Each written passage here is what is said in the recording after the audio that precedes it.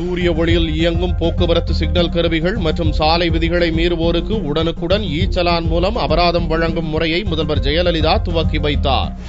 அடிக்கடி ஏற்படும் மின்வெட்டு காரணத்தால் சென்னை சாலைகளில் பல்வேறு இடங்களில் போக்குவரத்து நெரிசல் ஏற்படுகிறது. இதை தவிர்க்க சூரிய ஒளியில் இயங்கும் நகரும் சிக்னல் இயந்திரங்கள் உருவாக்கப்பட்டுள்ளன.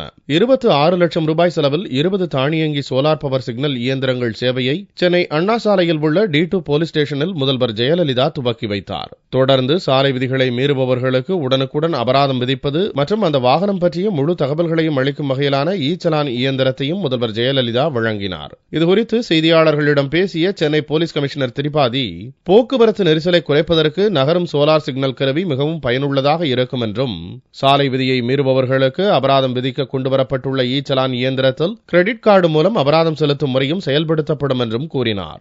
இ-சலான் எப்படி நம்ம 300 ஸ்டேட்ஸ் இப்போ வாங்கியிருக்கோம்.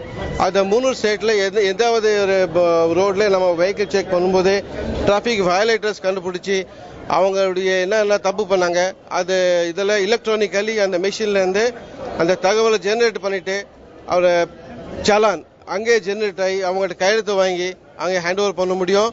அதை வச்சு யார் அடிக்கடி இந்த மாதிரி தப்பு பண்றாங்க, எந்தெந்த வெஹிக்கிள் அடிக்கடி பேட் நோட்டீஸ்க்கு வருது, அந்த தகவல் நமக்கு கிடைக்கும். இ-சலான் சிஸ்டத்தில் கிரெடிட் கார்டு மூலமா ஃபைன் அமௌண்ட் கட்டுறதுக்கு வசதி இருக்குது.